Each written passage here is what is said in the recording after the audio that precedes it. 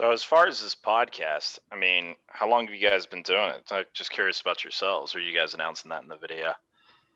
Well, we have been doing it about 3 years, right? More than a year now, right? I think almost 2 years. I mean, we had another podcast when we were in like high school, but other than that, yeah, like You this abandoned that one? yeah, that one was more of just like a funny thing with like it was just friends, and then like we would just talk about like funny stuff from school. So that like this one's way different than that. But so we've been podcasting for about 3 years, but this one's been going on for probably almost 2 years now.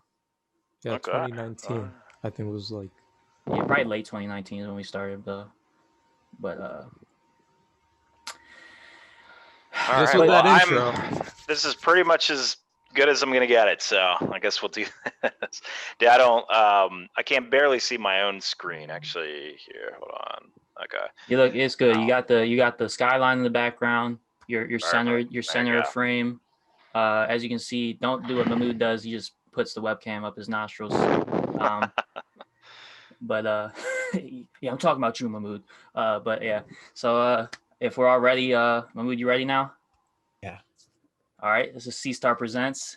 Nico, Ebenezer, and Mahmoud here, and we're with Devin Moreno, Baltimore real estate tycoon, and we're here to get a little info on that side, on that world, because we're interested students of that world. I think we reached out to you recently, but we've been following your page and your content for a few months now. So, and we enjoy the videos a lot. We actually, funny enough, we were following for a while, and then because you just asked us like how long we've been doing the podcast. Like we've been doing it for almost 2 years. Almost 2 years, but it's been like off and on.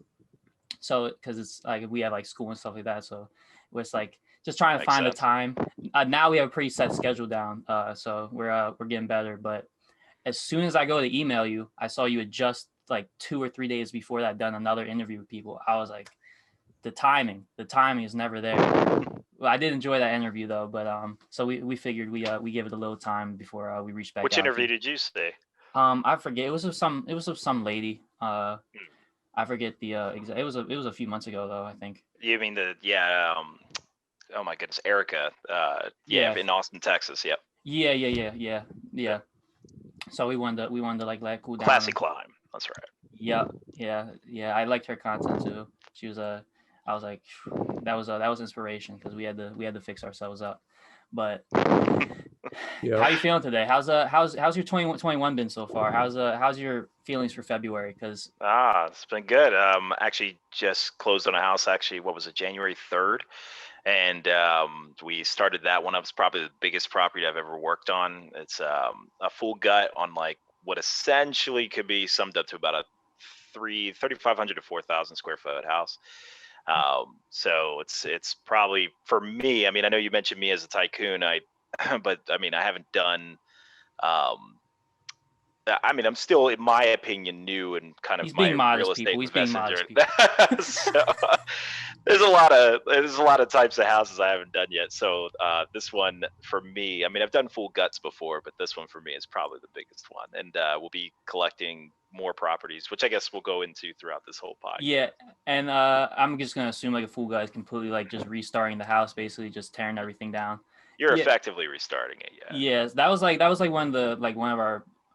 We don't have like any worries, but that was like one of our things coming into this. We were trying to like learn like more of the lingo and stuff like that, and it's because like we're college students. We have no money to invest in real estate right now, but eventually, like we're always thinking long term, you know. So we want to learn. Good. We want to learn everything we can, and then so we're prepared for the future down the line. So we're not 100% solid on all the terminology, but that's why we're here today. So yeah, we got one check off the list. There you go. No, I really wish I had started this a ton sooner, because this is a game about time. The earlier you start it, the more advantageous it is for you later on. So, and I'll probably go into that as well when I started realizing like the power of like, even if I stopped now, like, and did nothing further, then it's like practically guaranteed in 30 years I'll be a millionaire. So it's kind of crazy. It's like, man, if I had started this just 10 years ago. So, which you probably hear a lot on Bigger Pockets and all those other podcasts and such. So you just a month ago closed your biggest like deal so far, you would say? Yes. So how long Well, ago this did is the most how long ago expensive, did like, big. okay? So how long ago did the journey start? Like, so when was the beginning of this point to where you're at now? All right. So I guess starting off right from the beginning, I started off pretty much in a sense like you guys, just older, basically at 28. Before then, I was in IT. Didn't do anything as far as like YouTube and such. That's all new to me. Which anyone in IT, they know that's it's kind of all broken up into different segments. But just started off with that. Had no interest in investing, no interest in money or anything, like, well, money in the sense of get it from a job, but not like investing and really growing your money, using money to grow money. And I actually had no knowledge of real estate or anything, literally. So, and I emphasize that, I can't emphasize it enough. It's like I couldn't build you a shelf. I didn't know how houses, how anything about that. I never intended to buy a house, didn't know the home buying process. So really started from absolute scratch here. So what ended up happening was 3 years ago, an incident happened in my essentially in my family, and it started me needing me to think differently and needing me to do something a little bit more, because I wasn't preparing for retirement, wasn't saving any money. I was living paycheck to paycheck, and just enjoyed blowing my money, going out and partying and whatnot. And so, I mean, skipping ahead, I mean, I don't mind saying those stories, but I mean, I guess when that mark started, I was trying to learn what was the best way to grow my wealth. I hadn't really thought about it before. I started off kind of like how most people did, in stocks, actually. Started kind of learning about that a little bit. Then kind of ram into certain YouTube channels like Graham Stephan, which many people watching this probably are Yeah, aware of. I'm familiar with him as Um, well. so yeah, I started watching him and a lot of the other channels too. I could name them all off, but I'm pretty sure you know which ones I'm talking about. And saw the whole credit card thing and all that, and it was kind of really foreign to me. And I am a person who knows that if I don't set a deadline, then I'm going to go into analysis paralysis, which a lot of people go Yep. through. And so I said, all right, 6 months from now, once I started learning about real estate, because at the time, that's what Graham was talking about and all the channels I was following. I was like, all right, I'm going to give myself 6 months and I'm just going to buy a house. And I'm not going to be prepared for it. I'm not going to know what I'm doing, like, but I'm going to figure it out. And I honestly feel like, personally, I'm not a person who endorses classes. I don't like paying for courses and webinars and all that stuff. I'm not a person who likes to do that. To like to try to learn through experience if I can safely. So I started off in my first house, and this is where I talk about on my channel that I started And with this is like your 500. first house, Okay. like this is like your first house just to like rent out to people. Like you're Yeah. at this point, like this isn't like just you trying to just like Yeah. obtain like wealth for yourself and just live in the house. Yes, exactly. I should have clarified. Yeah, I wasn't. It wasn't a house for me. It was an investment property, and to this date, even the house I'm sitting in right now is not a house for me. It's an investment property, which I'll get into how that actually works. So I don't actually pay for where I live. I use a technique called house hacking. Are you guys familiar with that? I'm not. No. Is that Oh, just okay. where? Wow. Yeah. I'm just gonna. I don't know Uh, either. I was gonna take a No, shot in the no. dark. Hey, perfect. All right. No, that's good. So You gotta a lot of learn. people listening to this is actually something that I've become quite a bit of an expert on over time, as I've been doing this over and over again and teaching a lot of other people how to do it. House hacking is essentially where you use a primary residency loan, all right, like one that you live in order to buy an investment property. There's a lot of trickiness to doing this. Now, you're going to hear certain channels like the one who invented the term house hack, the Bigger Pockets podcast. Have you ever heard of them? No, I haven't. No. Nope. All right. So they're a big real estate channel, and they're a podcast that invented the word house hacking. And what their intent for this was for you to buy a house, any house, really kind of didn't matter, and you can rent out rooms to subsidize your mortgage. So it wasn't really an investment property. It was a way to reduce your rent to near zero, the amount you pay to live in your property to near zero. Now, but that's as far as it went. So if you ever lived in a house before and rented other rooms, congrats, you're a house hacker. Not my definition, but to them. Well, I took that concept a step further, because the problem was, if you just buy any house, then as soon as you move out of the house, well, you still have to manage it.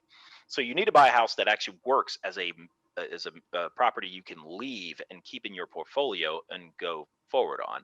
And so I took the house hack model a little bit further by saying, okay, it's you're using a primary residency loan. in order to buy an investment property that you happen to be living in. Now, why would you want to live in it? And this is the key part. If you know about how the banks kind of how they structure their deals for your loans, you get the best rates possible when you live in the property. So you're seeing all those interest rates nowadays, and you're like, oh, interest rates are like 2.5% right now, or 2.3 or 2.7. They're talking about primary residency loans. Those are the ones where you're living in the house. So let's say you're not going to live in the house and you just want to use it as an investment property. Suddenly you're going to go to the bank, try to buy one, and they're not only going to tell you, well, no, it's actually going to be 4 to 5% interest rate, sometimes even higher depending on the property you choose. But you also have to put 20 to 25% down. Whereas with the primary residency loans, you don't have to do that. You can put as low as 3% down, or in my case, 0. I didn't put anything down to buy my first house. I'll get into how I did that. But basically, it's that lower down payment, all right, that helps what's called an ROI, return on investment. Won't get into that. It's a whole nother class. But then you get the more favorable terms. You get the lower interest rates, which on a expensive property, like my first one was $400,000. That is a lot. That's a huge difference in your mortgage, going from 2.5 to 3.5 plus 4 or 5. So using that, you can get a property that's much cheaper than you normally would. And then using the techniques that I talk about, not only on my channel, but I'm actually writing a whole book on this. But basically, a lot of techniques you can leave the property, and it'll basically be self-automated. And it doesn't really matter what kind of property it is. It could be a rooming house. My first property actually is a rooming house with a bunch of people living in it still to this day, and I don't even pay that much attention to it. I might visit it like once a month to drop off a supply here and there, but other than that, it basically automates itself. So that's the simplistics of house hacking. So before I go any further, do you guys have any questions on that one? Or yeah, I just wanted to ask, so is this all happening in Baltimore? Like, are you from Baltimore originally? So I'm not from Baltimore originally. Actually, I'm a military child. Moved all around the world, so I'm not really from anywhere. I was raised in Germany, but I lived in Colombia with my parents, and then moved eventually to Virginia, and I started house hacking kind of from there. So my first property happened to be in Baltimore, but I'm not from Baltimore by any means. I actually didn't know that much about the city, never really visited it all that often. So you may ask, okay, well then why Baltimore? And the original reason was because of the cheaper pricing. That's the original reason. Why stay in Baltimore? That's a totally different answer. Let's hear that. All right, so over time, it probably was about my 5th house is when I have 7 houses as of right now. And they're all located in Baltimore, or are they spread out? Except for one. The one I'm sitting in right now is located more in the DC area. Okay. So I started right about the 5th house. I was starting to learn Baltimore to a point where I kind of understood the areas. I understood what the numbers were. You could tell me, oh, okay, hey, I have this house and it's worth this much and it's in this location. And I would instantly know the numbers on it. I wouldn't even need to go visit it. And I would automatically know, like even my 7th house, I made an offer on it 40 minutes after seeing it. So I didn't need to spend a lot of time analyzing it. Like I kind of know where the city's going. I now know how it's developing. What are the good areas? What are the bad areas to invest in? So as I started to learn that over time, it became a much smarter investment for me than, like, let's say, suddenly jumping to DC or something like that, because the game changes. Every time you change location, the entire game changes, which is why you'll see different YouTubers using different methods. We don't talk about that all that often, which I think is terrible. And that's what I made my YouTube channel for, is to talk about the things no one seems to be talking about. But when you see like one YouTube channel doing flips all the time, and then another channel is doing nothing but rental properties, and they're like, my way is the best. No, this way is the best. They're all the best. It just depends on what you're doing and what area you're in. And I started to learn that to an actual science in Baltimore. And I can see the areas that are developing where I'm going to actually see great returns. So, so I'll ask a question. So I want to know, like, when you just coming out of, your IT job, you kind of had this life situation that inspired you to get involved. And when you did your first house in Baltimore, like, how did you start to kind of understand the market, or understand like kind of what neighborhood was good or bad? Like what type of like like what I guess what methods did you use to like assess that? So this is where it gets real tricky. And I had to say this on Erica's podcast, the person you mentioned from Classic Climb, where it comes through just experience of looking over time. So when I bought my first property, I had no idea. Well, all I knew, it was a safe neighborhood. So I bought it in an area called Bolton Hill. And essentially, it was a really nice upscale neighborhood. And if you remember, I'm a military child kind of bouncing around the world. So the rougher areas of Baltimore are not something I'm used to. And so, at least at the time. And so I wanted to pick what felt like a safe neighborhood. Now, some people, if you're familiar with the Baltimore area, you might pick places like, you hear them all the time. If you're not from Baltimore, it's like Fells, downtown, Canton, stuff like that, Fed Hill. So you're hearing about these neighborhoods. Those are the ones that I kind of gravitated toward. So I happened to do that one, and I honestly didn't know whether or not it was a good investment. And now I know how to turn it into one, which I did. But at the time, I really didn't know what I was doing with it. And because like I said, I was going to do it 6 months later. I'm like, you're going to buy one, jump into it, and I'm going to figure it out. That's what I did. So over time, though, you start analyzing deals. Like, so when you learn the burst strategy, which took me a little while to kind of figure out. First off, are you guys familiar with the burst strategy? I'm not. No, we are your All right. students. Okay, all right. A lot of lessons here. So the burst strategy is another term that's been coined by, once again, that Bigger Pockets podcast. So you're hearing this this name come up a lot. They're very good marketers, so they coin terms that are general real estate strategies that a lot of people use, but they're just giving them acronyms and words. But basically, the burst strategy is when an investor can get a house for free. I actually put a video on this, like I think it's titled like how investors get 100% return on investment, basically a free house. Well, essentially, BRRRR is an acronym for buy, renovate, rent, refinance, repeat. So what that means is you buy the house, all right? And let's say you buy for, well, do you want me to go into the math of the BRRRR strategy? I'm not sure if, I'm not sure if that would be helpful to you right now. Did the audio get messed up for anyone? Y'all just switched. Can you hear me? Yeah, we can hear you. Can you It's still pretty hear low, me? though. There we No, go. Yeah, we can hear you much better. I think now. your mic like slightly unplugged. Yeah, sorry about that. No, I'm actually doing this call from a cell phone, and someone called me, so I had to swipe it away. Now you good. But the BRRRR strategy. So I'm sorry. Before I said that, you said you did want to hear how this whole thing works. Yeah. Yeah. Yeah. All right, I'll break it down then. So basically, the BRRRR strategy is when you buy a house, let's say for $50,000. All right, make the numbers real easy. All right, and you look at this property and you're able to assess. All right, it's going to take $50,000 to renovate it. Then you look at bank terms. Okay, so you notice that for a bank to put a loan on a property, they're going to give you up to 75% of the value of the property when it's finished. All right, they're going to give you that in a loan. All right, after it's finished. So right now, you bought the property for $50,000 and it's a mess. So total disaster. Bank doesn't want it. Bank's like, no one can live in this. I'm not taking it. You're on your own. All right, so the I'm getting to that step, but essentially what it is you buy it, but you got no money. All right, you probably don't have $50,000, and even if you did, you probably don't have the other $50,000 to renovate it. And so you're like, okay, where do I get this money from? So you then go to what's called a hard money lender, and this is just one of many options. You can do this in various different ways.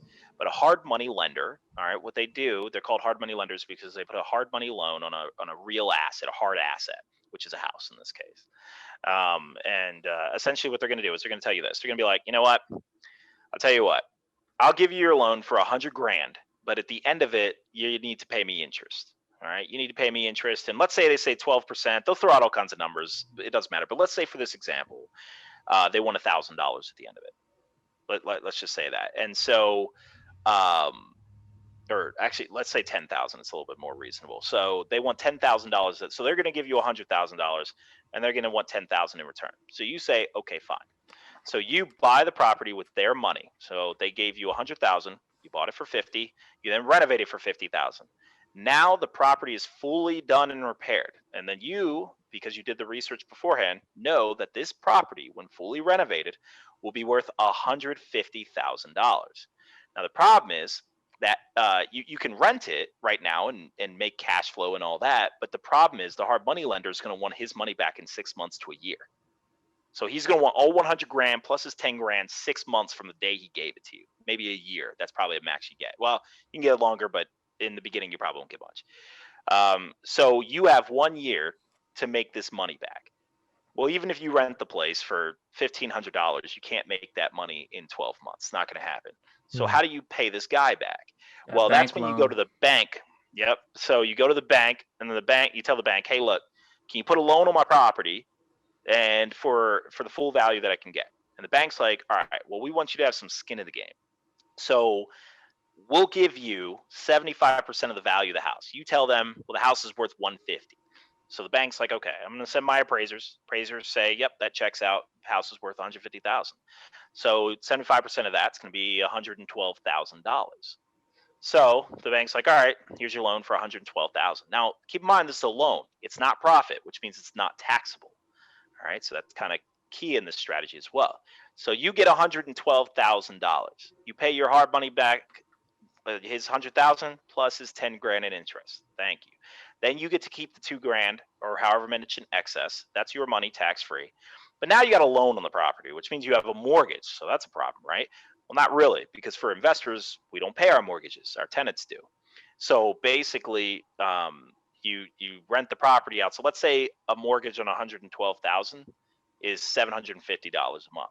But you were smart. You did the math earlier and figured out what this house would rent for if it was fully upgraded. Turns out it rents for $1,400 a month. Well, congratulations. Oh, yeah. You just got a house for free. Oh, yeah. So that's basically the burst strategy. So when you learn how to do that, that's when you start having to practice. You're going to have to practice because there's a lot of questions there. You start asking, okay, how much does it cost to renovate a house?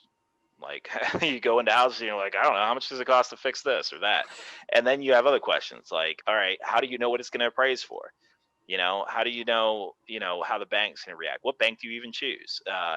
What hard money lender do you choose? So there's a lot of questions here. That's why investing in real estate's not easy. Otherwise, everyone would be doing it. And but basically, once you keep practicing, you start analyzing deals over time. That's how you get to learn Baltimore. Plus, exposure. You start networking with people. People tell you, oh yeah, this is where I'm investing. I don't like that area. I like this area. You start to kind of figure it out over time. So in short, you asked that question, how did I figure out, what areas were the best to buy? Unfortunately, the answer is time. I had to constantly be looking at the properties, looking in the city, constantly networking with people, asking questions. It's really time. It's kind of the same as, and I believe one of you guys kind of said, oh yeah, yep, I heard that, like Fed Hill, when I mentioned all those places as like the go-to spots in Baltimore. How do you know that? Well, it's probably because you heard it from someone. It's probably because you went there. And they're on the water. And they're on the water. But I mean, you can't say that, right? Like, because like Brooklyn and Cherry Hill are on the water. but basically, yeah. I mean, ultimately, you go there and you experience it. You drive through the neighborhoods. You go look at houses. You find a house and then you drive to it. You start looking at the houses on your way. You start talking to people in the neighborhood, and then you start seeing weird things. Like you'll drive through a neighborhood and suddenly there's a whole new development of houses, and you're like, what's going on over here? And it starts to kind of lead you to basically that path of progress, where developments are going. So I hope, I try to answer these questions as simply as possible, but I hope that was pretty easy to. That was good to follow. All right, perfect. So, but yeah, that's essentially how I started finding good deals. After a while, now some might ask, like, okay, how did I get started? And I used just full disclosure on this because this is something I talk about on my channel. I had $500 when I bought my first house. So that's not going to be possible for a lot of people. I had a VA loan. I spent 6 years in the military, and it gave me access to a loan where I don't have to put any money down. So that first house I bought, I actually got paid to buy it. So at the end of a VA loan, you actually get money to buy the house. It got about like $2,000. So at that point, I was doing okay. Not really, to be honest. But I had more money than I And had before. Was that just like So- a strike of fate? Because you said you never plan on buying a house. So do you only get do you get like unlimited VA loans? Or you only get one? You get it's basically two. It's two depending on, so it's up to two VA loans up to a certain amount, which I've already crossed that threshold of my first house. That was a mistake, but I didn't know. You live and you learn. Yeah, so I basically only got one when most people could get two. But before that, you had never even even thought of living in a house. You were just in I guess apartments or so. Yeah, I joined the military for the same reason most people do. College, didn't know what else to do in life, kind of thing. So it wasn't like, oh yeah, I'm going to use this VA loan to buy a house. That was not in the mentality. I just happened to have it. Yeah. So basically, what my intent was, like a lot of people who don't know about investing or anything like that, I was just going to live in an apartment. My rent was like $2,100 a month.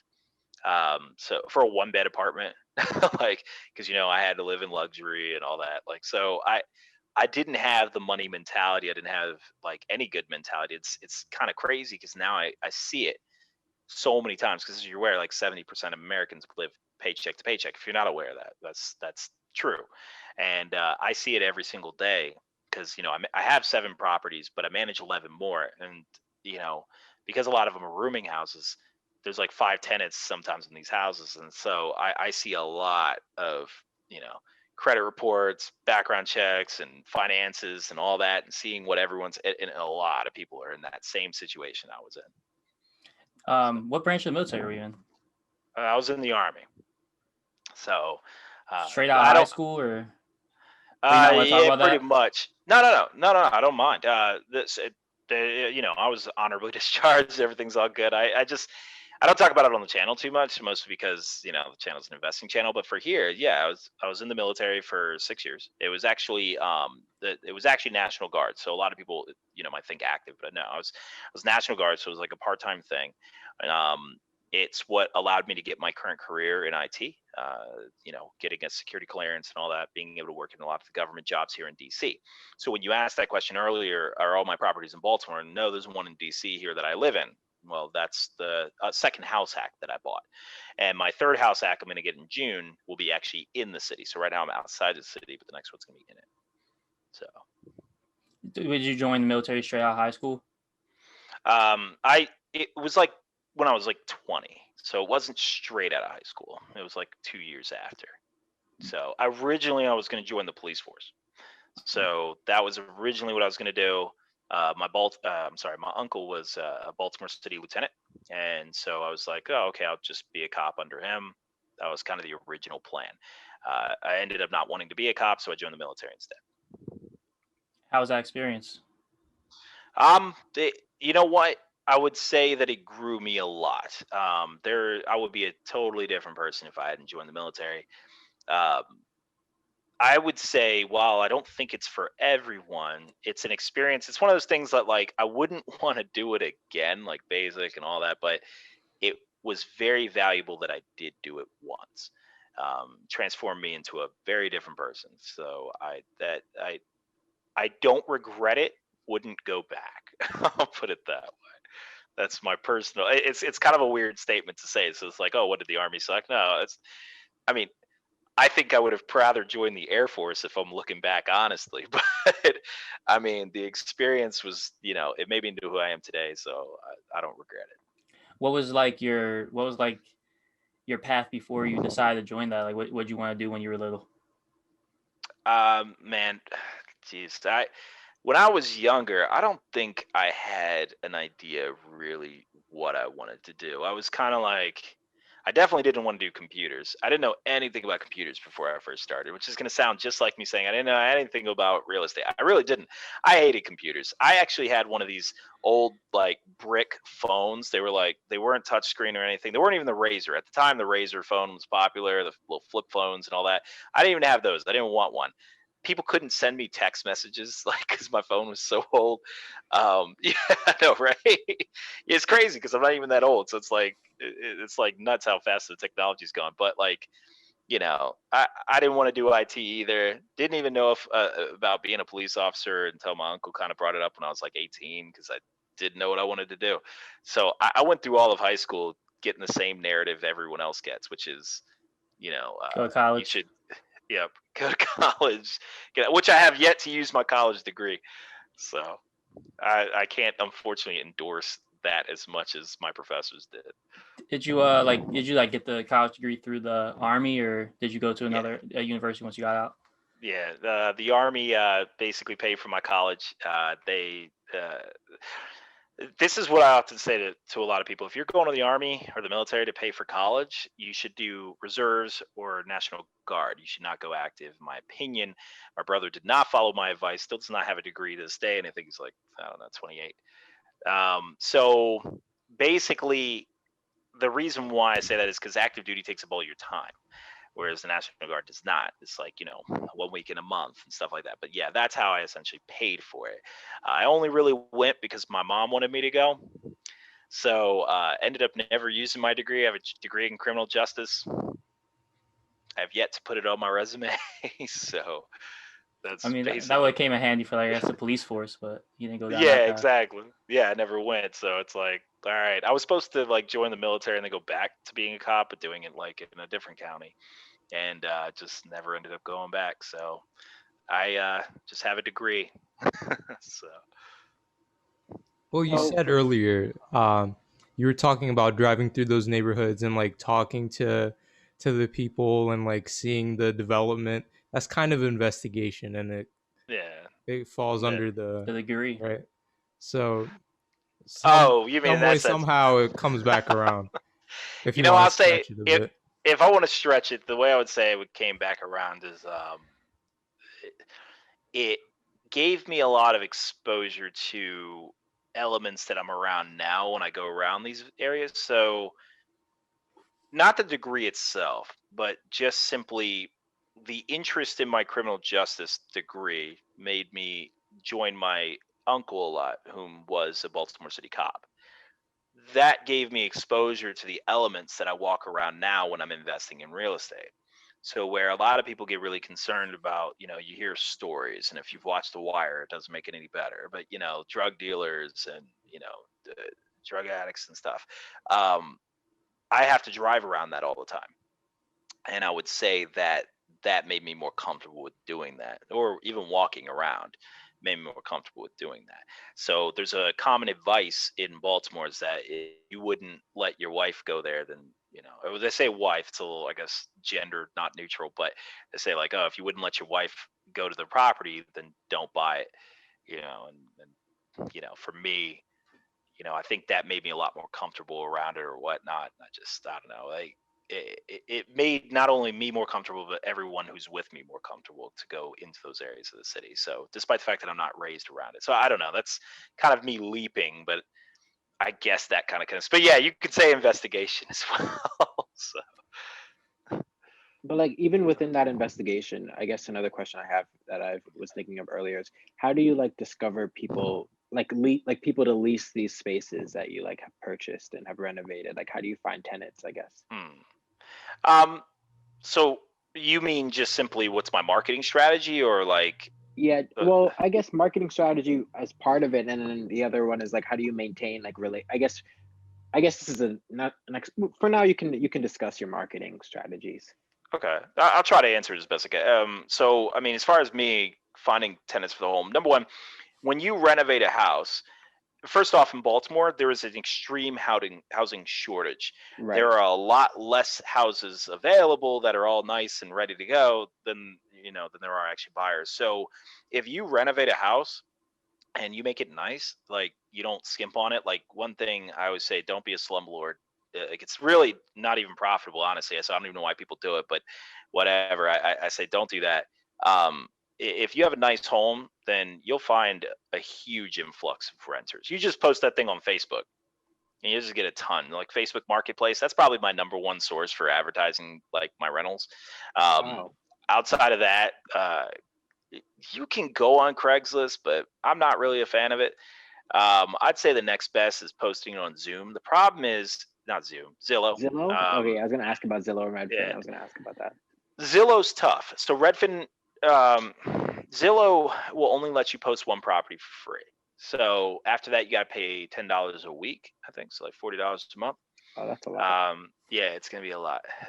My advice on that one is if you got a lot of properties, just hire a tenant placement company. It's gonna be worth the cost.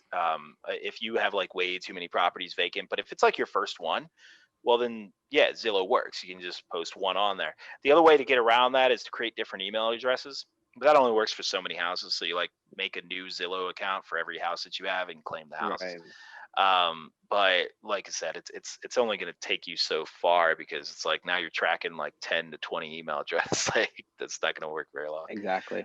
But that's the marketing strategy of it. Okay, I understood there was a housing shortage, but I guess kind of thinking about it on a realistic standpoint, I didn't realize it was that simple. I feel like this kind of getting people, like as far as the Facebook Marketplace idea, like I feel like like as far as validity goes, like how do people like ensure that it's like verifiable, like as far as maybe your license or other things could like kind of ensure that you're Well, you don't need a license to rent rental properties, so you could list a room for rent. You don't. There's no requirement. There is a regular. Okay, sorry. Rental licenses. So rental licenses now are a requirement in Baltimore City, but that's city and county specific. So it just depends. But that doesn't prevent you from actually renting. It just prevents you from it's essentially you can't evict, which is of course why you'd want to do it, right? Right. So you can't evict. You can't use Baltimore City courts for anything if you rent your property without getting it licensed. So obviously you should get it licensed, but you ask that question, how do the tenants know that you're not licensed? To be honest, it's in their best interest if you're not, because that means they can live in your house rent free because you can't kick them out. They can just Right. take your house off. So they don't care. In fact, the professional tenants, the ones who are, they make a living jumping in and out of people's houses. They take over houses for like 6 months to a year and then they leave. Well, if you can get them out. Basically, they actually look to see if your house is licensed because then they want it more. You're more valuable to them because they know you don't know what you're doing. So, it's more valuable if it is or isn't licensed. well, to a professional tenant. So professional tenants, they specialize in taking over your house. So if it's not licensed. Yeah, well, especially if it's not, but even if it is, that's what they specialize in. Oh, but if it's not, that's even better for them because you can't kick them out. So they own your house. There's nothing you can do. You've ever dealt with that? I have dealt with, she wasn't a professional tenant, but I did deal with an eviction, which I do talk about on my channel. So, yeah, in Baltimore City, if you don't know what you're doing, evictions will take easily, well, if you know what you're doing, they take 2 to 3 months. If you don't know what you're doing, they can take like 6 months to a year, sometimes longer. Wow, and that's all with like you're not getting a cent from them living there. No, and you still got to fix it. If the heat breaks, if the roof's breaking, you have to pay your money to fix it. In Baltimore City, if you say, well, I'm not getting any rent, how am I supposed to afford this? You shouldn't have put them in the house. They'll tell you that, and then they'll start fining you. So the tenant can actually break things on purpose and start getting away with it. So it's very dangerous to rent in the city if you don't know what you're doing. Normally, you want a very good screening process. There's very few of these tenants. In the grand scheme of things, there's more good ones than bad ones. But you can run into them, and there's a lot of red flags. Actually, literally, I just posted a video on spotting professional tenants. It's like literally the video I did just yesterday. They're pretty tricky, but that's a whole nother element of that. And then keep in mind, this stuff, these professional tenants are all over the nation. You can't escape them. They're in southern states like Texas and such, where it's easier to kick people out. It's just you have to deal with, instead of professional tenants, it's scumbag landlords. But if you are one of the landlords, it really doesn't matter, I suppose, even though they're making a bad name for everyone else. So I don't know if that made sense, like in the sense of how easy it is to kick them out in those states. But you will find this all over the place, regardless of where you invest. I don't know if you had any more questions about that. Tell me all, by the way, if I've gone off topic for you on the whole. There is no topic. Anything is just a topic. Yeah, it's basically, yeah, it's that's how I market my properties. It's actually so easy to find a tenant. Your problem isn't going to be finding them; it's going to be screening them. That's where it gets tricky. If you don't know how to screen them properly, then those tenants I just mentioned will take over your house. But no, keep in mind, it's not just professional tenants. I'm You so also need scared to right screen now. them. Yeah. Yeah. But this is just a small minority of people. I don't even own a house. I'm Yeah. just frightened. So this is the smaller minority. I would say, I don't know. If I had to throw out a statistic, like 15, 10%. The larger minority who will take over your house by accident, they're not going to do it on purpose, is pretty much the other 70, like, I don't know, if we have to say like another 50% of that pool of applicants are going to be unqualified, but they're going to try to convince you that they are. And this isn't because they're trying to rip you off. This is because they genuinely don't know they're unqualified.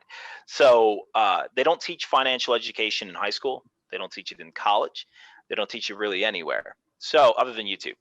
So because of that, any neighborhood that's poor, the only place they're getting financial education is from their parents, which who don't know financial education. Otherwise, they wouldn't be in those neighborhoods necessarily, right? So basically, what you're going to run into is they don't understand finances well enough to take care of it, but they think they are taking care of their finances. So you're going to run into a lot of them where it's not. Keep in mind, I'm not even going to relegate this to poor communities, because this is literally the statistic I threw out earlier. 70% of Americans are living paycheck to paycheck. This is absolutely true. It's seen all over the place. You're going to find most people don't know how to manage their finances. You're going to find a lot of people have destroyed their credit, living paycheck to paycheck, and they think it's totally normal. I did. Like I said, I thought it was totally normal back when I was doing it. I made $80,000 a year at the time at my job, and I was living paycheck to paycheck. It doesn't matter. I put a guy in a house. He made $172,000 a year as a marketing manager at a casino, and he had no savings. He had a crap credit score. Like it doesn't even matter. It's like people just don't know how to manage their finances, and so it's your job as a landlord to pick apart the ones who truly can afford the house. And so, because otherwise, what'll happen is they'll start being late. They'll start having reasons they can't pay. They'll start, nothing's their fault, and they couldn't help it. And oftentimes, as they become later and later and later, it becomes more and more impossible for them to catch up. And eventually you become the bad guy because you're the one bothering them about the rent that they agreed to pay for. So that's probably the more common situation, to be honest, than the professional tenants.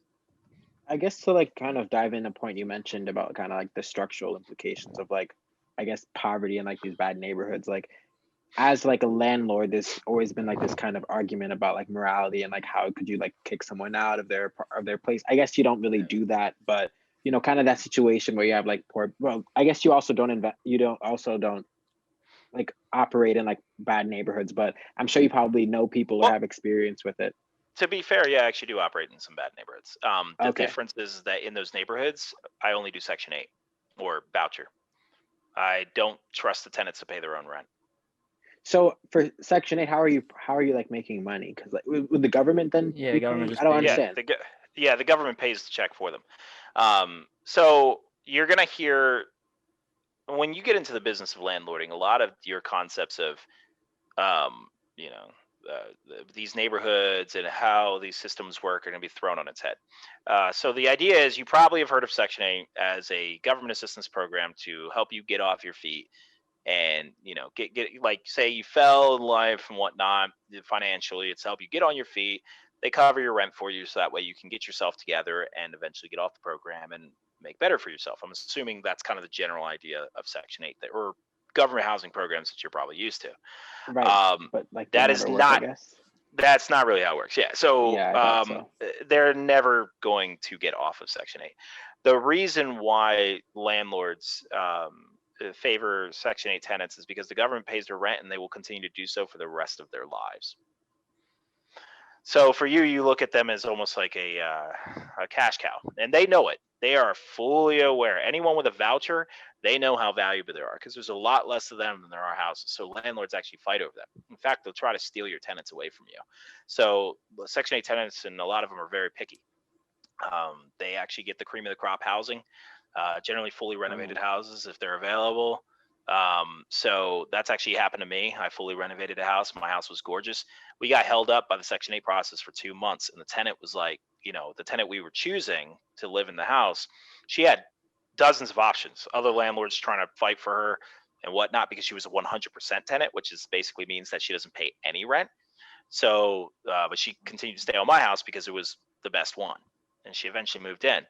But the thing is that I know is, although the program is designed to help people get on their feet, I don't know this person, so I cannot speak to this person specifically, but it is generally accepted that they are never going to get off of this program. And that means for the entirety of their life, as long as they're happy living there, You'll be profiting. I'll be profiting. And it's guaranteed. So pandemics don't stop it. Recessions don't stop it. It's just government money they're going to get forever. So I guess, well, I don't know about you guys, but when I thought of Section 8 housing, I think of like these like housing projects. So like, I guess they're like, you operate like they can like live in townhomes, and like, isn't like the price they have to pay capped? Isn't like the price that they have to pay like for the rent? So like you can't rent, like say you have property, like say you want to rent it like a 3-bedroom for like $1,500 a month. Like if like could like people in Section 8 live there, even if like if their voucher doesn't cover all of that, they just pay the difference, or how does that work? So basically, if the voucher program will let them, they know what they can pay and what they can afford ahead of time. Right. Most landlords, they're only going to go off of what the voucher program actually states. They're not going to go off of the tenant's opinion of what they can pay. They're not even going to trust it. A lot of times, essentially, what it's going to be based on the neighborhood, and it's going to be based on if they're even allowed. I don't want to say they are allowed. Sometimes there are some neighborhoods that are going to be kind of sectioned off from any voucher program for the most part. This depends on the voucher program. People hear of Section 8, but there's like 50 others. There's a lot of them, so it's not even just Section 8. There's lots of these housing programs. But the ones you're hearing about, as far as like projects and whatnot, those are like Section 8. They're like communities of Section 8. But any of them can apply to live outside of those, which is what the one who lives in my house did. She just applied to live outside of it. And there's lots of them who will go outside those communities, and they'll live next to you. It doesn't really matter. It just depends on if they can get the rental rate. So like if the Section 8 office says, I'm not going to pay, above this amount, well then certain communities are going to be barred to them. So you probably won't see as often like Section 8 in Fells Point, so the rents are just gonna be too high. So okay, I get that. So you're basically correct. There's a kind of a cap. So now keep in mind, I'm just learning Section 8 myself in the sense that was my first Section 8 tenant I placed, and I was working with the Section 8 expert, but he was the one with the knowledge passing it on to me. So I can't say that I'm fully qualified to answer all questions on voucher or subsidized housing programs or anything like that. So this is just my one experience with it in that house. Well, except for all the other information of like why landlords prize them. So you saw a lot of landlords when the pandemic first started, they were extremely excited about the fact that they were like, well, all my rents are still coming in. A lot of people lost their jobs, but for them, that didn't matter. So they still receive their checks anyway. And actually, that's probably the only reason I go into the lower end neighborhoods now at this point, is to collect a bunch of Section 8 houses.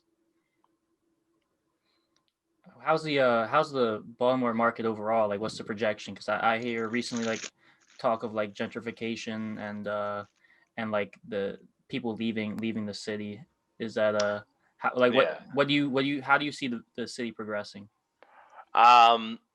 So basically, I mean, if you look at the trends, technically Baltimore for the last 10, 20 years has had a declining population, theoretically. Well, it has in actuality. However, the development hasn't stopped. So what's expected, and if you listen to what is it, Charm City Buyers, they actually talk on Erica's channel as well.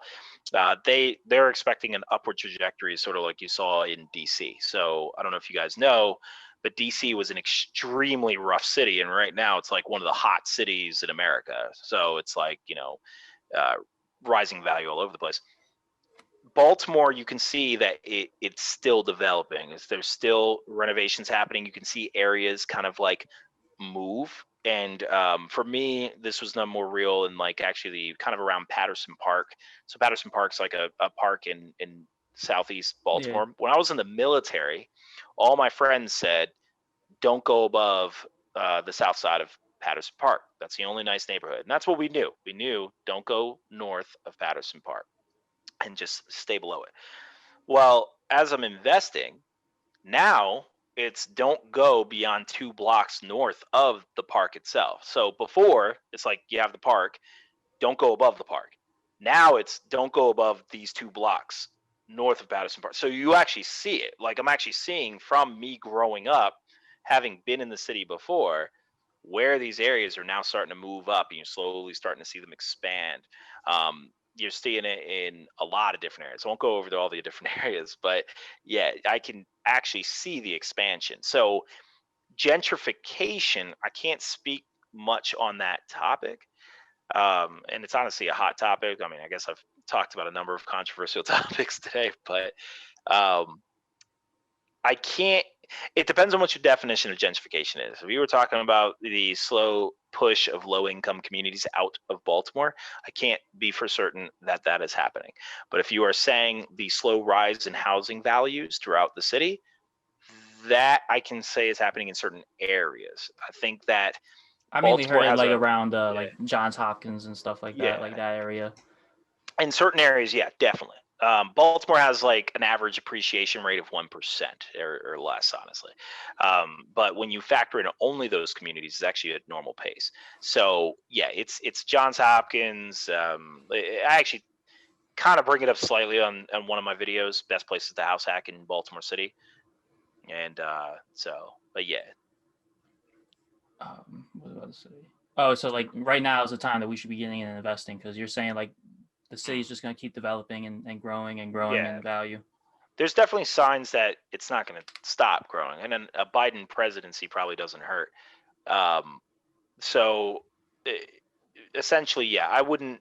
I mean, it's really going to depend on what your goals are too. So if you're going to try to invest in a market because it's expanding skyward, I mean, there are probably faster markets. So if we talk about like Austin, Texas, it's a hot developing market. If we talk about, I don't know if we could say Miami, but like, there's certain markets in Nevada and whatnot where it's a hot growing market. Baltimore is a hot growing market, but it's in certain like zones, right? So will the city eventually be more popular? Yeah, it's definitely going to go on this like swing, but I don't know how fast that will go because it's not one of the like super hot like American markets right now. In fact, DC is probably more hot right now, but the expectation is that DC can't keep going up forever, in which case it's going to bleed out, which we are seeing. So I would say it's a good time to invest really anywhere. It just depends on what your strategy is. If you're going for appreciation, though, that's my answer. Baltimore is best known for its cash flow. So if you go for cash flow in Baltimore, then you're probably not appreciating very much because you're going to be in these lower end neighborhoods where they're worth $150,000 now, and in 10 years they're going to be worth $160,000. Like they don't really appreciate all that much. So unless Baltimore just explodes in popularity all of a sudden.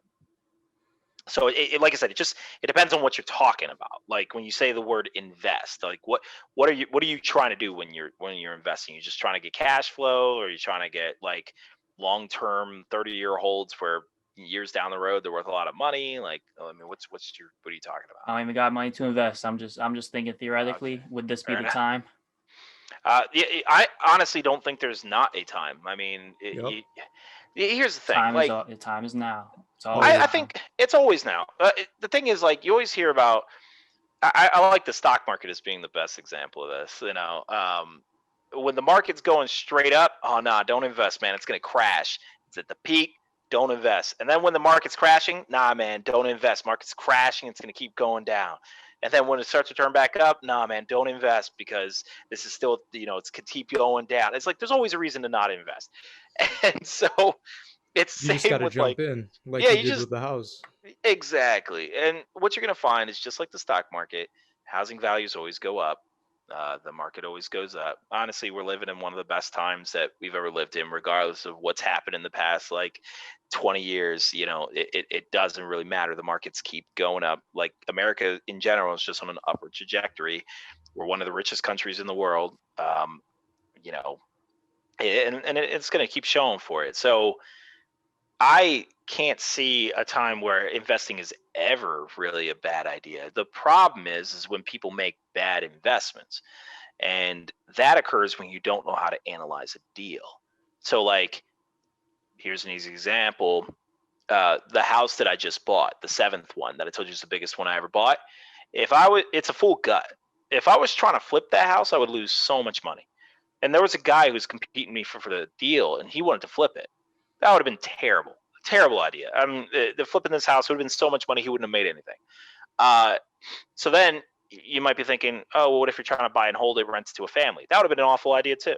Your mortgage would be so high after a burr on this thing that it would be a terrible rental. And then it's like, okay, well, maybe you want to, you want to buy it, but you don't want to burr it. And so just leave all the money in. And then once again, it's a terrible deal because you have so much money left in. Your return on investments is terrible. So then it's like, well, Devin, then why the heck did you buy it? And it's like, well, because I could analyze the property a little differently than some people. So I bought it as a rooming house. So now where normal properties are like only going to rent for like 2,000, I can rent it for like 5,000. So now the deal works for me. And then I intend to long-term hold it. So that flipper, he needs to get out now, but I'm going to sell it like 10 years from now. Well, now I can capitalize on the high appreciation rates of Fells Point area, which is where the house is located. So sometimes it's all about knowing how to analyze the deal. So it's always a good time to invest, but you need to make sure you invest in the right stuff. Because if you just go around buying houses, then you end up like a lot of people who have just buy houses. They're losing money every day, and it bleeds them. So. Is rooming housing usually the way to go, or is it literally just case by case? Yeah, it's case by case. I see you favor that, it seems, though. I do. Is that just what you've dealt with the most? No, I mean arguably the most I've dealt with is like duplex single family homes, but the rooming house. So I had an investing strategy. All right, so I had a strategy I was keeping in mind, and I was like, what do I want? What am I trying to gain out of my investment? So that question I asked you earlier, like, what are you going for? And so I want enough cash flow to quit my job. So I analyzed it. In order to quit my job, I need 21 21 doors. So by doors, it can mean units, right? Like, so 21 units. That could be a single family home. It could be a duplex, which is 2 of them, stuff like that. So I need 21 because I did the math on it. On the average cash flow in Baltimore City, I would need 21 of these houses in order to safely quit my job. Well, that can kind of suck. I mean, that might take me like forever. So depending on how fast I roll. But then I was like, okay, well, what speeds this up? If I burr a duplex versus a single family home, then that counts as 2 units rather than 1. So it cash flows even more. So I'm like, okay, I'm going to focus on duplexes, not triplex and quads, because they're targeted by house hackers, which then inflates the prices of them. So totally different model. We won't go into that, but duplexes specifically. So I'm like, all right, I want duplexes. And then I thought to myself, all right, well, what is the king of cash flow? Well, it's going to be short-term vacation rentals, which are illegal in Baltimore, except in your primary residence. So those are out. Which like VRBO, Airbnb, stuff like that. Or rooming houses. When you split up a home into multiple different sections, you get, there's only a minimum amount on rent on a room. Let's say, for example, if I say, hey, you can rent a room, you can rent this room for $500, you might be like, well, yeah, I mean, that's a good deal. All utilities included? Yeah, sure, all utilities included. But, that house might have rented only for $1,400. But then if I, rent all 4 rooms of the house, now suddenly I'm getting more rent, right? Like, that's kind of the basic idea of it. And this compounds even further when you do it in high-end areas because the rooms are more pricey. So I was like, well, if I buy a rooming house, that'll count as like 3-4 units in a single house. Even though it's not a triplex, I can't get my triplexes quads because they're overinflated in price, but I can get these rooming houses because I can look at them differently than my competitors. My competitors look at that house and all they see is a flip because it's too expensive to rent to a family. But I see a rooming house. So now I can pick up deals that are too expensive to flip the property, all right, and too expensive to rent it normally. But just for me, it works right. It's lots of cash flow, and then I get the advantages of higher equity from principal pay down. All right, so every time I pay off the mortgage of the house, I get more and more equity in the house. But on a $400,000 house, that's going to be a lot faster than on a $100,000 house. Why? Because the payments are larger, right? So now my tenants are not only paying the rent for me, they're paying me larger amounts of cash flow, but they're now paying down my equity a lot faster. I'm getting higher tax advantages because the property is more expensive, because now I'm paying the interest on the property, which is coming through my tenants. And because the interest is higher, because the payments are higher, because the house is more expensive, now suddenly my tax deductions have just increased. So I'm getting that advantage. I'm getting higher appreciation. Remember, I talk about these numbers. What's the average appreciation rate in America? Generally about like 3%. Some markets 5, some markets 1, like Baltimore. The average is 3. Now, if I mentioned in these higher end neighborhoods, well, they appreciate normally like the rest of America, so like 3%. Well, what's 3% of 100,000? Well, it's $3,000. So the house went up in value $3,000 theoretically. Well, what's 3% of 400,000? Well, now it's $12,000. So every year, my appreciation is going up faster. My principal pay down is being paid off faster. I am getting better tax advantages, more money. I mean, they just made sense in every single way. So I'm like, okay, so why isn't everyone doing it then? Well, it's because it's harder to manage them. You have 5 people living, 4 or 5, whatever, living in a house. And so I systemized a way to manage them without having to go to them all the time. And that's what I did that many investors wouldn't do. They wouldn't figure out, how can I manage these properties without needing to be there all the time? And so hence now, that's why I picked up rooming houses. So rooming houses and duplexes. And then the Section 8 houses only as like a I always know I'm going to get my rent from those. So I pick them up here and there because there's plenty of them. So my Let me question cut is, you off. Let me cut you off, please. Sure. Okay, go ahead. My class has already started, so I got to dip. Devin, thank you for coming on. You've been dropping so much knowledge, and I'm just on the edge of my chair listening. There's so much information. I'm gonna re-listen, but I gotta go. So, all right then. All right, I have a need. So is that the end of the recording? I think Nico. Wait, yeah. Nico's still recording. So when I mean, leave, it's you're fine. I the don't host, mind. isn't it? Yeah, I think you'd be the. Wait, I didn't know you had a time cap. I apologize. let me make you host. Let me make you host. I don't know if you're gonna be able to join another Zoom call though. I will. Okay. Yeah, because I got more questions. Okay, yeah, I'm not a host. All right. Yeah, I can stay until about 7. So it's funny. I didn't realize. Oh, there he goes. Yeah, I didn't know that class either. I didn't know. But Mahmoud, you want to ask your question? Are we I still wanted to ask. Are we still recording? Yeah, we're still going. I'm still recording. Oh, all right. Wait, cool. I don't even remember my question after all that. Okay, well I'll go. You can you say yours. I was gonna ask just like what type of hit the pandemic gave to like your business. Also, yeah, I'll let you answer that first. Oh, pandemic. Very little. I would say very little did it actually hit me. Okay, I thought maybe like not you so much, but like just in general, just like the market in Baltimore, just like the. Oh, okay. So I But- manage 11 more properties on top of the properties I manage. That I own. So from clients of mine and other people, yeah, they're suffering. There are a lot of people. So on both sides of the fence here, the tenants are losing their jobs, and there is a situation where, like, I have one tenant whom they lost their jobs, and this is for my personal house, and they've lost it since the pandemic started, and they've been just waiting. And there's getting to a eventual point where I'm like, look, I can't let you stay here for free all the time. And obviously at this point they owe thousands of, like tens of thousands of dollars. So it's like they're never going to make it up, and the government's not going to hand that much money out.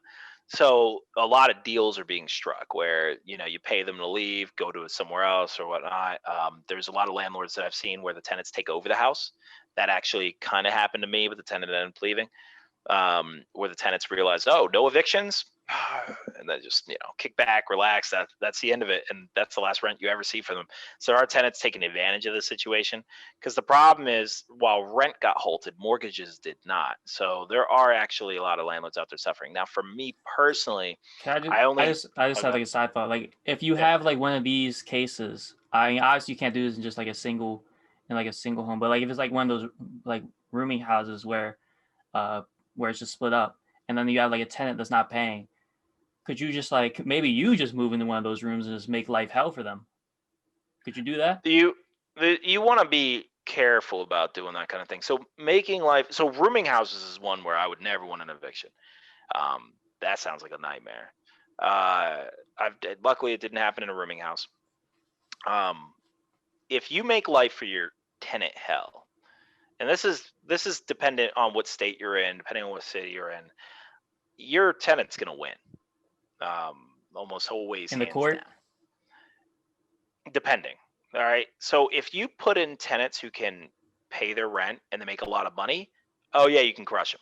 All right. And they know that because you can hit their credit score, which they need for what they're doing. You can hit their finances because you can garnish them. You can do a lot to them. So the richer the tenant is, the more damage you can cause them.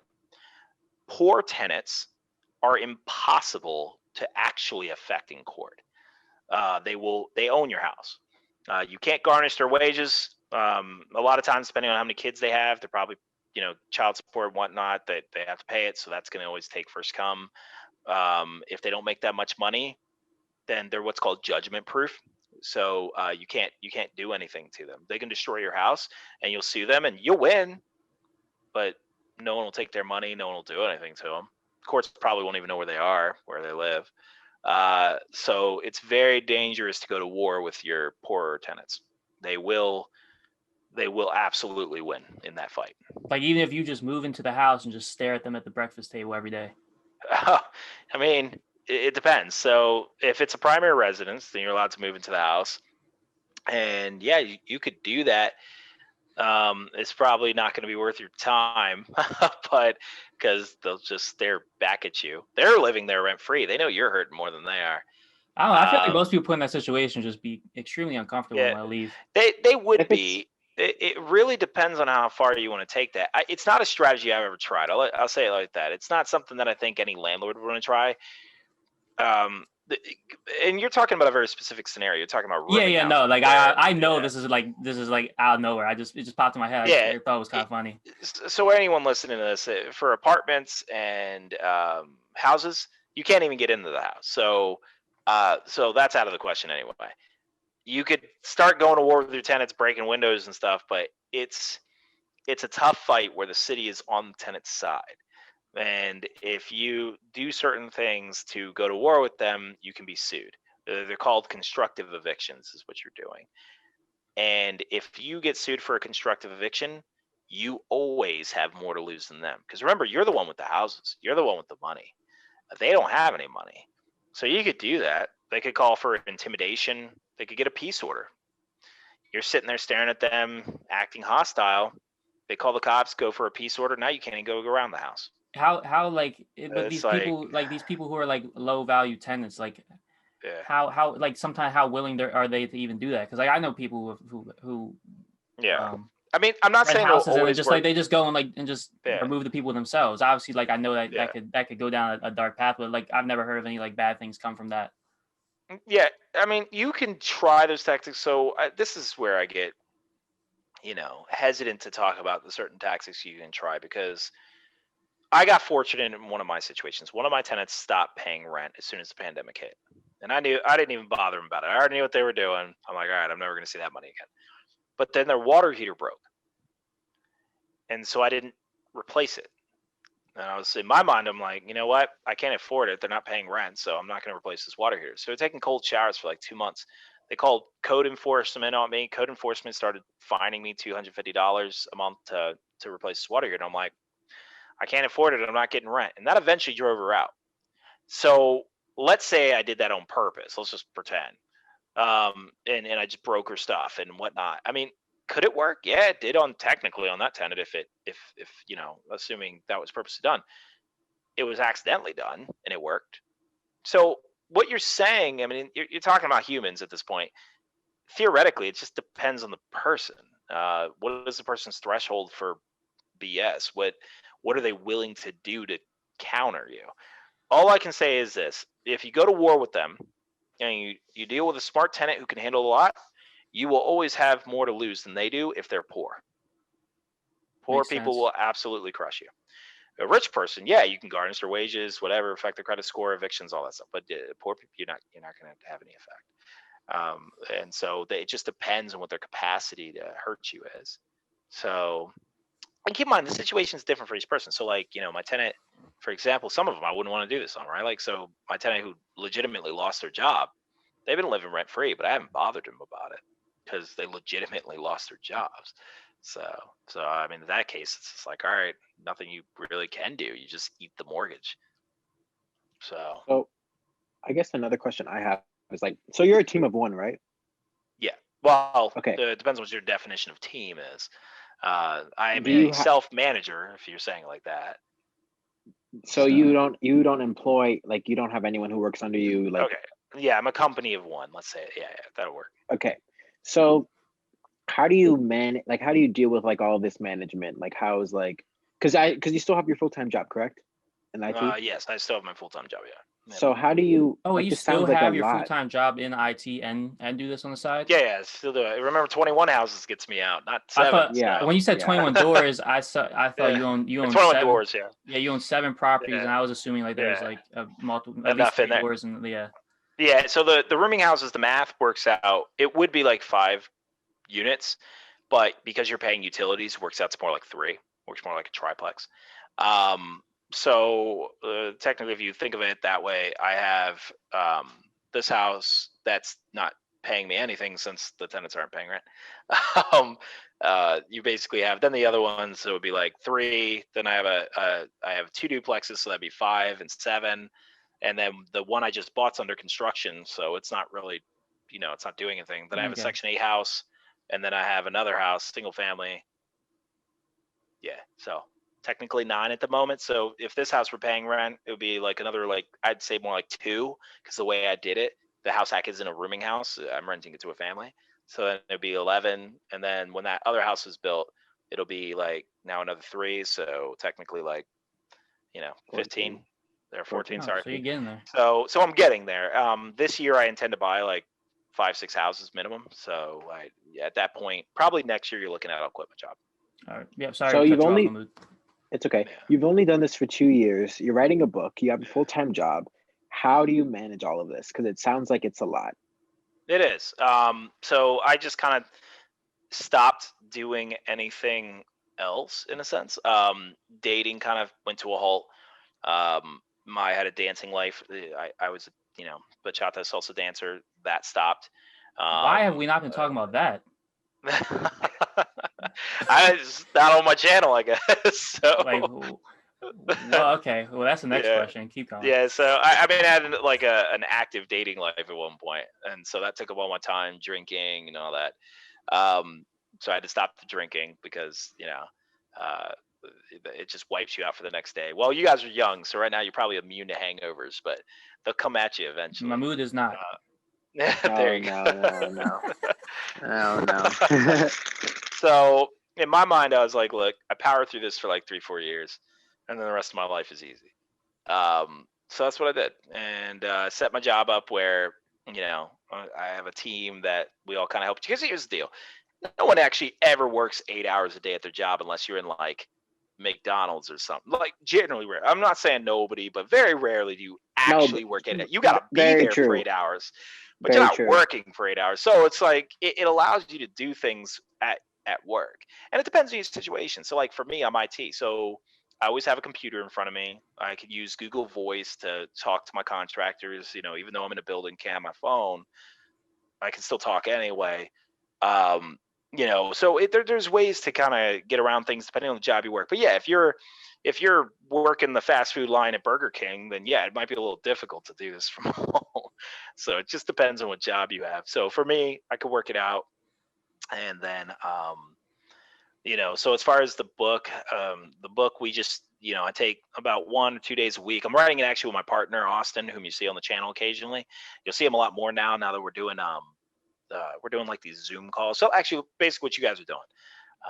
But that's basically it. And then you automate. Like, it's really super important. So like, I have a lockbox at every property. I don't got to be there to let the contractors in. I have a key system set up so that way if any tenant loses their key, they go to Home Depot, they can get a new key made. I don't got to go there. I set it up where I have a huge arsenal of contractors that I can call to handle any issue. I don't got to go there. I set it up where I have helpers in the area. We're calling them helpers. They're like managers of a sort. Also, I always have a tenant manager in all my rooming houses. So because of that tenant manager, I usually pay them $100 a month to keep the house clean, to do certain activities, chores, whatnot, and keep me alert of things. Much cheaper than hiring some cleaning service to come through your house. So there's just various different things you could do to automate. Same with anything I'm doing, like most of my stuff is kind of a lot of my documents or anything like that is either on Google Drive or it's like set up where everything takes care of itself.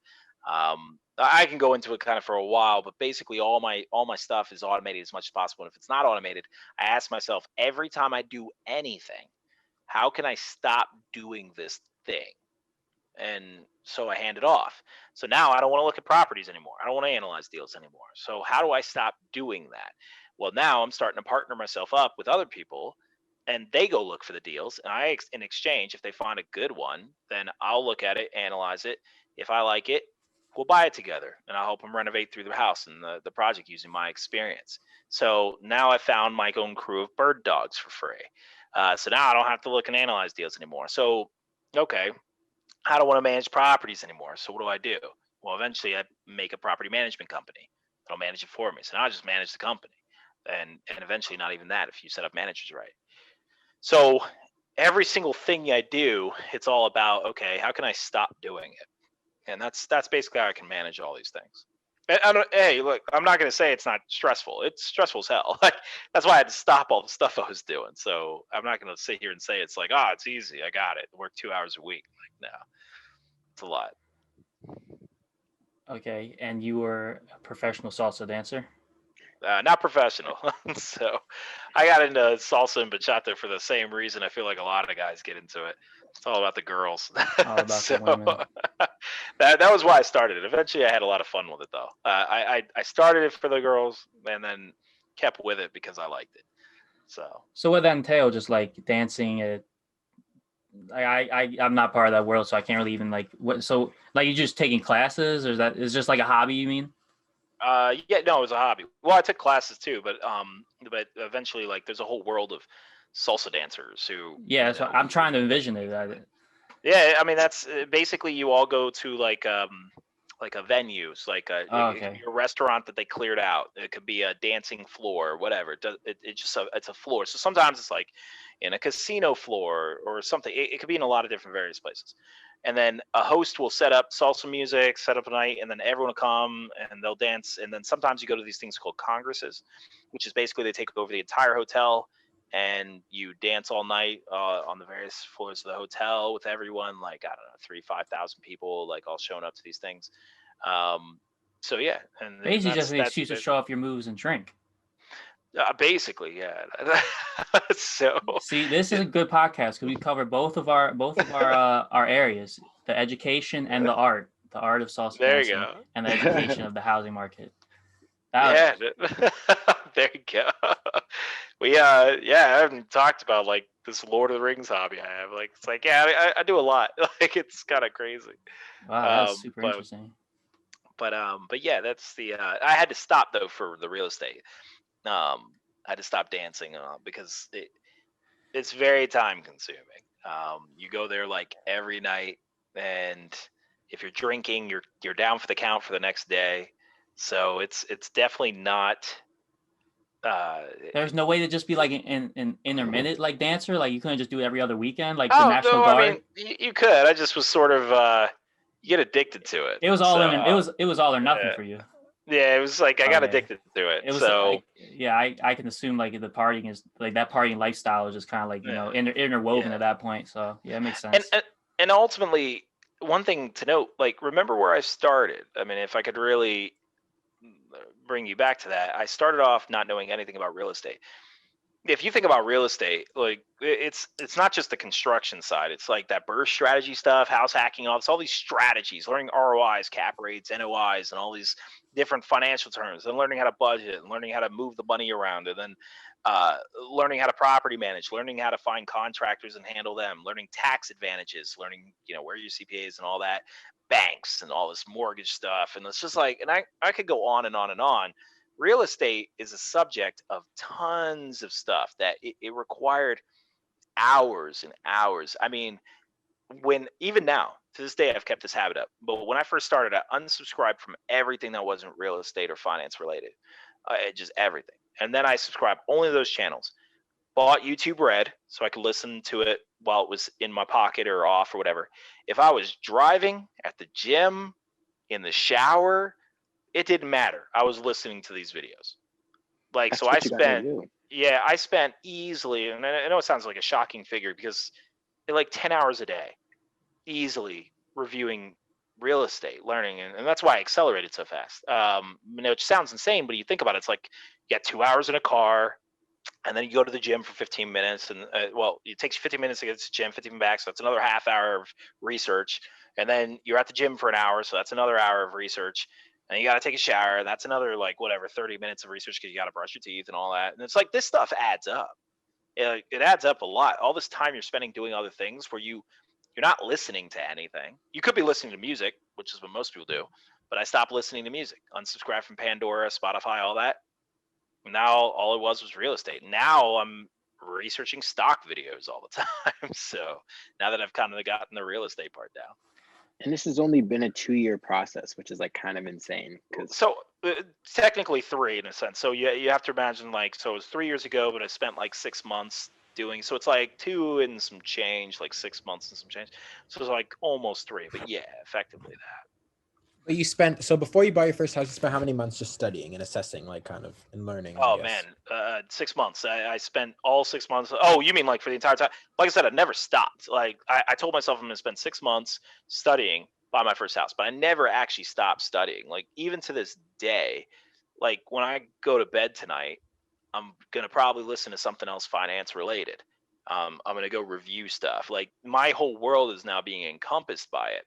And then what ends up happening is the more I learn, the easier it is to learn it. So like right now, everything's fresh for you guys. So everything's overwhelming. But after you know it, someone will tell me a new concept and it's pretty easy to take in. I don't know if you've ever played, like, I don't know, video games. If you ever Yeah. played a video game. So if you play video games all the time, someone shows you a new video game, you can pick it up probably a lot faster than most of your friends because Right. you play video games all the time. Even though it's a new game, it's not a big deal. But then you give it to, like, someone who never played video games and they're like, what the hell? Like, you can't figure anything out. Right. So no matter what game you give them. So it's the same thing. Like, you learn this to a level where anyone can throw a lot of new information at me and I can learn it faster than the average person because I'm just surrounded by it. And also, like, you creating a YouTube channel, like, you have like kind of a community. And now you are a content creator creating the content. Exactly. Okay. So yeah, that started that. Now I have to teach people it. So now, because I'm teaching people it, it's ingrained in my mind because I'm saying this information over and over again. So I guess, like, another thing I wonder is, like, do you keep, like, or like I guess as you navigate, like, all this knowledge you've acquired, like, do you have, like, are you, like, keeping, like, notes, or like, are you keeping, like, kind of like a big, like, master file of, like, all of this information that you've, like, gathered and you learned? can keep notes, but it's a lot. I would say this: I have listened to the same information hundreds of times, and that sounds absurd, but you're gonna hear the burst strategy, like I just explained it to you. But you probably couldn't repeat almost everything I said, right? And maybe there's nuances of it that you didn't really understand. You're gonna listen to Burr videos just for that one concept, how to do the burst strategy. You're gonna listen to like 50 of those videos, and it's gonna be by like every content creator explaining it to you. And then one day, it's just gonna click, Yeah. like, and you're just gonna suddenly know because your brain is adjusted to all this new information. And so you could take notes, and I encourage you to do so, but you're going to find there's such an overwhelming amount of notes to take that I didn't personally find taking notes to be super helpful. I ended up just having stacks of papers of notes that I never actually went back and reviewed. And Right. it was easier for me to just listen to it again and again and It's me in again. college. Yeah, exactly. What am I writing this for? Yeah, exactly. It's like, Who's reading you write all this? these notes in college and then you just throw them away. It's like, Who's gonna read this?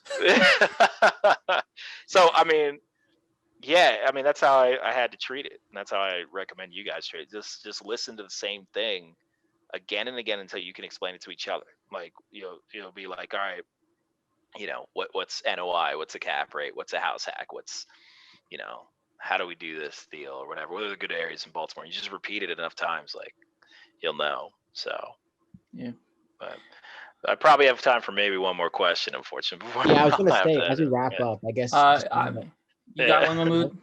Go ahead. Yeah. Well, I was gonna ask real quick, like as we wrap up, I guess, kind of like your next endeavors. You said you're interested in like, now you're like kind of immersing yourself in like the culture of stocks and everything. Like, what do you like? Do you have any like long-term or short-term goals for like stocks? Like, do you want to like maybe invest some of the money you've been making like from real estate into a specific stock or maybe index funds, or what do you think?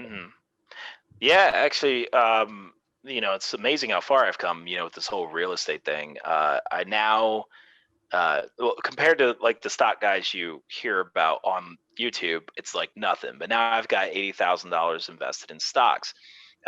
Most of them are in like index funds, the index funds. I'm going to leave it at that. I won't have to name all the ticker symbols, but essentially, I have a lot of money invested in that, and then some still in my bank. And then I started playing around with recently, in probably the last like 4 months, I'd say I started playing around with individual stocks. So I'm invested currently in Apple, Tesla, Redfin, and technically like 2 more, Gevo, and well, there's the other ones are really minor. So like, but basically I started just kind of getting exposed to it. Unfortunately, I didn't get rich on the GameStop rush. Didn't jump on that, but I saw it. I saw it before it made the news, but I didn't understand it.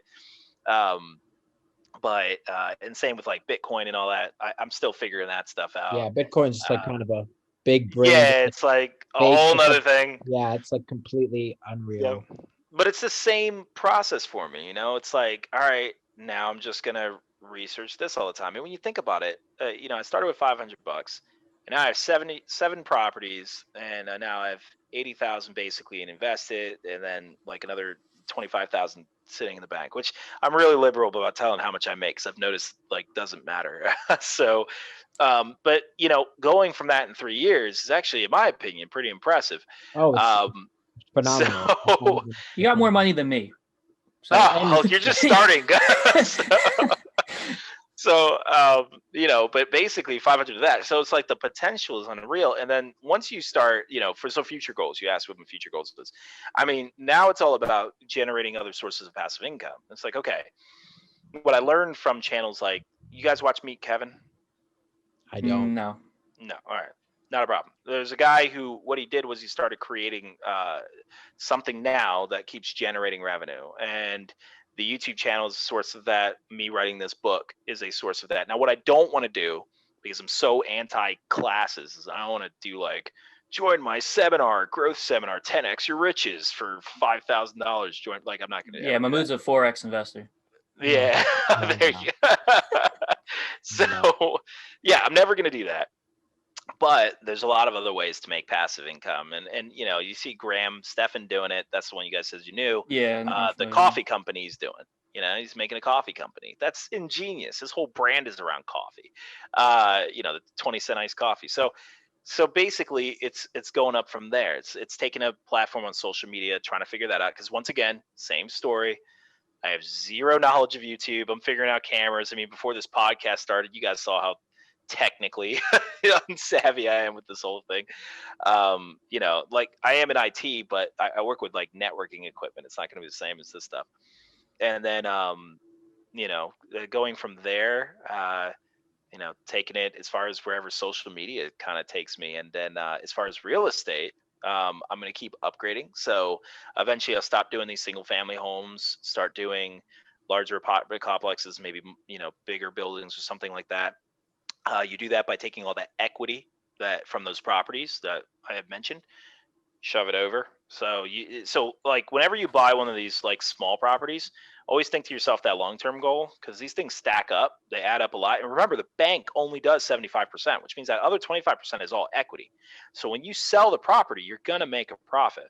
So if you sold them in bulk, collected them up, sell them in bulk, you can get something huge.